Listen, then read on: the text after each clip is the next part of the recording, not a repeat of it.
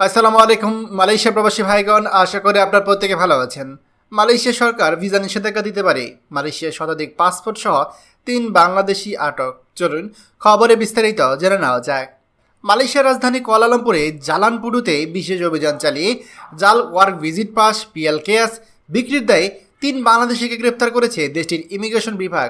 শনিবার 12 July Malaysia immigration মহাপরিচালক Datuk Zakaria সাবান এক বিবৃতিতে বলেছে, গ্রেপ্তার 3 বাংলাদেশি জাকির সিন্ডিকেট নামে পরিচিত। তারা জাল ভিসা বিক্রি করত, একজন গ্রুপ নেতা এবং অন্য 2 জন মধ্যস্থতাকারী হিসেবে কাজ করত। জাকির সিন্ডিকেট দেশটির ক্লাং উপত্যকায় বিদেশিদের টার্গেট করে কাজ করত। তারা প্রতি ভিসার জন্য 2500 থেকে 6000 রিঙ্গিত ফি নিয়ে নবায়ন করে দিত। 1 বছর ধরে সক্রিয়ভাবে এই অপরাধ কার্যকলাপ চলে আসছিল বলে জানিয়েছে ইমিগ্রেশন মহাপরিচালক। অভিযানে 130টি বাংলাদেশি পাসপোর্ট, 3টি ইন্দোনেশিয়ান পাসপোর্ট এবং 3টি মোবাইল ফোন জব্দ করা হয়েছে।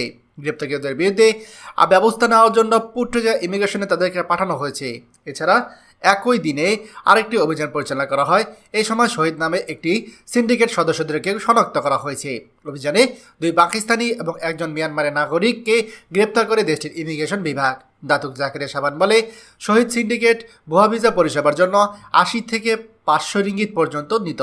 এ সময় পাকিস্তান, ভিয়েতনাম, মিয়ানমার, বাংলাদেশ এবং শ্রীলঙ্কার পাসপোর্ট জব্দ করা হয়েছে। গ্রেপ্তারকৃতদের বিরুদ্ধে ব্যবস্থা নিতে ইতিমধ্যে পুট্রেজা ইমিগ্রেশনে নেওয়া হয়েছে। প্রিয় মালয়েশিয়া প্রবাসী ভাইগণ, মালয়েশিয়া সরকার এমনিতেই বাংলাদেশিদের উপর বিরক্ত। এখন প্রতিদিন যদি এইরকম আমরা দেখি বাংলাদেশিদের বিভিন্ন অপকর্মের কথা, তাহলে মালয়েশিয়া সরকারের কাছে বাংলাদেশিরা তো একেবারে কালার হয়ে যাবে। বাংলাদেশ নাম শুনলেই তাদের অবস্থা খারাপ হয়ে যাচ্ছে। কারণ এই তো 7 দিন আগে দেখলাম বাংলাদেশি জঙ্গি গ্রেপ্তার হয়েছে। এখন আবার প্রতিনিয়ত দেখা যাচ্ছে আপনার এরকম জাল ভিসা চক্রের সাথে বাংলাদেশিরা জড়িত। তাহলে আপনারাই বলুন, এই অবস্থায় মালয়েশিয়া সরকারকে আদৌ বাংলাদেশিদের জন্য কলিং ভিসা চালু করবে? এদের জন্য তো পুরোপুরি ভিসা সিস্টেমই বন্ধ করে দেওয়া উচিত। এমনটা শুরু করেছে বাংলাদেশিরা। এবার আপনারাই বলুন, এদের পরিণতি কী হবে? খবরটি দয়া করে আমাদের মালয়েশিয়া প্রবাসী সকল ভাইদের সাথে এখনই শেয়ার করে সবাইকে এই গুরুত্বপূর্ণ খবরটি জানার সুযোগ করে দিন। আর আপনি যদি আমাদের এই চ্যানেল নতুন হয়ে থাকেন, অবশ্যই আমাদের চ্যানেলটিকে সাবস্ক্রাইব করুন মালয়েশিয়া সকল গুরুত্বপূর্ণ খবর সবার আগে পাওয়ার জন্য। ধন্যবাদ সবাইকে।